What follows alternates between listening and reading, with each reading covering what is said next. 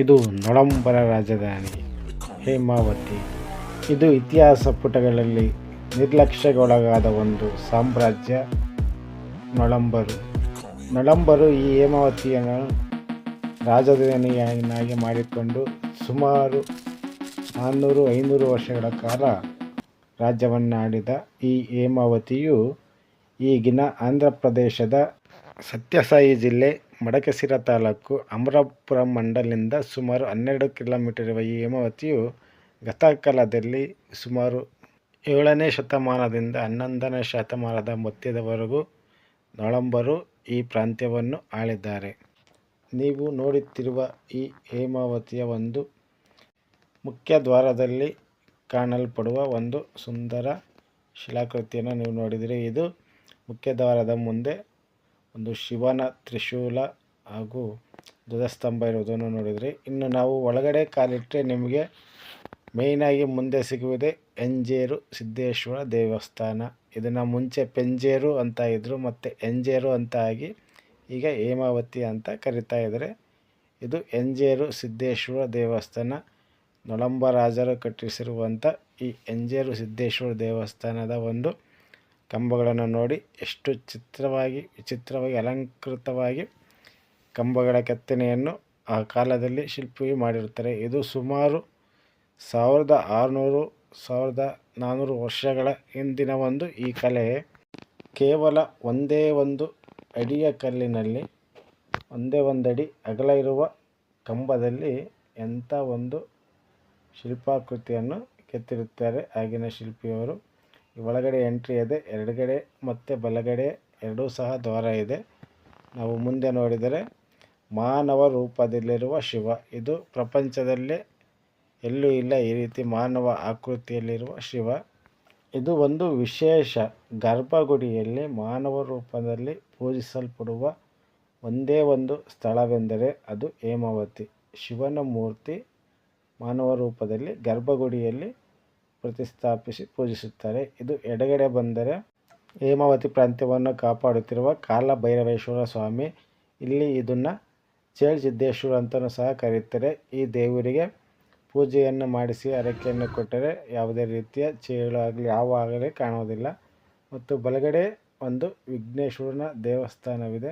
ಅದನ್ನು ನೋಡಿ ಮುಂದೆ ಸಾಗಿದರೆ ನಮಗೆ ಕಾಣುವುದು ನೊಳಂಬರ ಕಾಲದ ಒಂದು ಕಲ್ಯಾಣಿ, ಹಾಗೂ ಈ ದ್ವಾರದ ಮೇಲೆ ಶಿವ ಪಾರ್ವತಿಯ ಒಂದು ಚಿತ್ರವನ್ನು ಸಹ ನೋಡ್ತಾ ಇದ್ದರೆ, ಇದು ಫುಲ್ ಗಾರೆಯಲ್ಲೇ ಚಿತ್ರಿಸಿರುತ್ತಾರೆ. ಈ ಕಲ್ಯಾಣಿಯನ್ನು ನಾವು ನೋಡ್ತಾ ಹೋದರೆ ಇದು ನೊಳಂಬರ ಕಾಲದ ಕಲ್ಯಾಣಿ. ಈ ಕಲ್ಯಾಣಿಯ ಒಂದು ವಿಶಿಷ್ಟ ಏನೆಂದರೆ, ಬೆಳಗ್ಗೆ ಹೊತ್ತು ಹುಟ್ಟಿ ಬೆಳಗ್ಗೆ ಮುಂಜಾನೆ ಸೂರ್ಯ ಹುಟ್ಟಿ ಸೂರ್ಯ ಮುಳುಗೋದ್ರೊಳಗೆ ಈ ಕಲ್ಯಾಣಿಯ ನೀರು 7 ಬಣ್ಣಗಳಲ್ಲಿ ಕನ್ವರ್ಟ್ ಆಗ್ತಾ ಇತ್ತಂತೆ, 7 ಬಣ್ಣಗಳಲ್ಲಿ ಕಾಣ್ತಾ ಇತ್ತಂತೆ. ಇದನ್ನು ನೋಡಿದಾದ್ಮೇಲೆ ನಾವು ಮುಂದಕ್ಕೆ ಹೋದರೆ ನೊಳಂಬರ ಕಾಲದ ಒಂದು ನಂದಿ ವಿಗ್ರಹವನ್ನು ನೋಡ್ಬೋದು. ಇದು ದೊಡ್ಡೇಶ್ವರ ದೇವಸ್ಥಾನದ ಮುಂಭಾಗದಲ್ಲಿದೆ. ಈ ಸುಂದರವಾಗಿ ಕೆತ್ತಲ್ಪಟ್ಟ ನಯನ ಮನೋಹರವಾಗಿರುವ ಈ ನಂದಿ ವಿಗ್ರಹವನ್ನು ನೀವು ನೋಡ್ಬೋದು. ಇದು ಸುಮಾರು 1400 ವರ್ಷಗಳ ಕೆಳಗೆ ಕೆತ್ತಿರುವಂಥ ಒಂದು ನಂದಿ ವಿಗ್ರಹ. ಇಲ್ಲಿ ಕಾಣಲ್ಪಡುವ ಯಾವುದೇ ವಿಗ್ರಹಕ್ಕೂ ಕಿವಿ ಇರುವುದಿಲ್ಲ, ಎಲ್ಲ ಹೊಡೆದಾಕಿರ್ತಾರೆ. ಇದು ನಾನು ನಿಮಗೆ ಮುಂದೆ ಡೀಟೇಲಾಗಿ ಹೇಳ್ತೀನಿ ಯಾಕೆ ಹೊಡೆದಾಕಿದ್ದಾರೆ ಅಂತೇಳಿ. ನೀವು ಇಲ್ಲಿ ಶಿಲ್ಪಕಲೆಯನ್ನು ನೀವು ನೋಡ್ಬೋದು. ನೊಳಂಬರ ಕಾಲದ ಶಿಲ್ಪಕಲೆ ಇದು. ಒಂದು ಅರ್ಧ 4 ಇಂಚಿನಲ್ಲಿ ವೈಭವವಾಗಿ ಮೂಡಿ ಬಂದಿರುವಂಥ ಇದು ಶಿಲ್ಪಕಲೆ. ಶಿಲ್ಪಿ ಕೆತ್ತನೆಗೆ ಒಂದು ಬೇಷ್ ಅಂತಲೇ ಹೇಳ್ಬೋದು. ಇವು ನೋಡ್ತಾ ಇರ್ಬೋದು, ಶಿವ ರುದ್ರತಾಂಡವ ಆಡ್ತಾ ಇರೋದು. ಇದು ಮೇನ್ ದ್ವಾರದ ಮೇಲೆ ಇದೆ. ಈ ಶಿಲ್ಪಗಳ ಬಗ್ಗೆ, ಕಾಣುತ್ತಿರುವ ಶಿಲ್ಪಗಳ ಬಗ್ಗೆ ಮತ್ತು ನಂದಿ ಬಗ್ಗೆ ನಾನು ವಿಶೇಷವಾಗಿ ಇನ್ನೊಂದು ವಿಡಿಯೋದಲ್ಲಿ ಹೇಳ್ತೀನಿ. ಇದು ದೊಡ್ಡೇಶ್ವರ ದೇವಸ್ಥಾನದ ಮೇನ್ ಎಂಟ್ರೆನ್ಸು, ಬಾಗಿಲು. ಈ ಬಾಗಿಲನ್ನು ನಾವು ತಡೆದು ಮುಂದೆ ಹೋದರೆ ನಮಗೆ ಇಲ್ಲಿ ಕಾಣ್ತಿರುವುದು ದೊಡ್ಡೇಶ್ವರ ದೇವಸ್ಥಾನ. ನೊಳಂಬರು ಪ್ರಥಮವಾಗಿ ದೊಡ್ಡೇಶ್ವರ ದೇವಸ್ಥಾನವನ್ನು ಕಟ್ಟಿರುತ್ತಾರೆ. ಇಲ್ಲಿ ನೀವು ನೋಡ್ಬೋದು, ಪ್ರತಿಯೊಂದು ಕಂಬನೂ ಸಹ ವಿಶೇಷವಾಗಿ ಚಿತ್ರಿಸಲ್ಪಟ್ಟಿದೆ. ಚಿತ್ರಕಾರನಿಂದ ಹಲವಾರು ಕಥೆಗಳನ್ನು ಈ ಶಿಲ್ಪಕಲೆಯಲ್ಲಿ ನಾವು ನೋಡ್ಬೋದಾಗಿದೆ. ಚಿಕ್ಕ ಚಿಕ್ಕ ಶಿಲ್ಪಿಗಳು ಅದ್ಭುತವಾಗಿ ಅಂದಿನ ಕಾಲದಲ್ಲಿ ಕೆತ್ತಿರುತ್ತಾರೆ. ಈ ನೊಳಂಬರ ಕಾಲದಲ್ಲಿ ದೊಡ್ಡೇಶ್ವರ ದೇವಸ್ಥಾನ ಪ್ರಥಮವಾಗಿ ಇದ್ದಿದ್ದು. ಈ ನೊಳಂಬರ ರಾಜ ಒಬ್ಬ ಮಹೇಂದ್ರ ಅಂತ ಹೇಳಿ, ಅವರಿಗೆ ಗಂಡು ಸಂತತಿ ಇರೋದಿಲ್ಲ. ಹಾಗಾಗಿ ನಮಗೆ ಗಂಡು ಸಂತತಿ ಏನಾದರೂ ಕೊಟ್ಟರೆ ನಾನು ಶಿವನನ್ನು ಮಾನವ ರೂಪಿಯಾಗಿ ಪೂಜಿಸುತ್ತೇನೆ ಅಂತೇಳಿ ಅಂದ್ಕೊಂಡಿರ್ತಾನೆ. ಆಗ ಅವನಿಗೆ ಗಂಡು ಸಂತತಿಯಾದ ನಂತರ ಮುಂದೆ ಫಸ್ಟ್ ತೋರಿಸಿದ್ವಲ್ಲ ಅದು ಎಂಜೇರು ಸಿದ್ದೇಶ್ವರ ದೇವಸ್ಥಾನ. ಹಾಗಾಗಿ ಈ ದೊಡ್ಡೇಶ್ವರ ದೇವಸ್ಥಾನ ಆದಮೇಲೆ ಅದಾದ ನಂತರ ಕಟ್ಟಿಸಿರುವಂಥ ದೇವಸ್ಥಾನ ಅದು ಎಂಜೇರು ಸಿದ್ದೇಶ್ವರ ದೇವಸ್ಥಾನ.